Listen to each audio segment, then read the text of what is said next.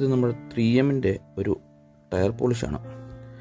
Amazon, Flipkart തുടങ്ങിയവരിൽ നിന്നൊക്കെ മേടിക്കുമ്പോൾ ഈ സാധനത്തിന് ഏകദേശം ഒരു 300 രൂപ അല്ലെങ്കിൽ 320 രൂപയ്ക്ക് വരുന്നുള്ളൂ.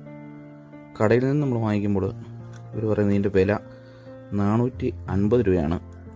400 രൂപയാണ് നമ്മളിന്ന് മേടിക്കുന്നത്. 400, 420, 430 ഒക്കെയാണ്. എന്താണെങ്കിലും നമുക്കിതൊന്ന് പരീക്ഷിച്ച് നോക്കാം.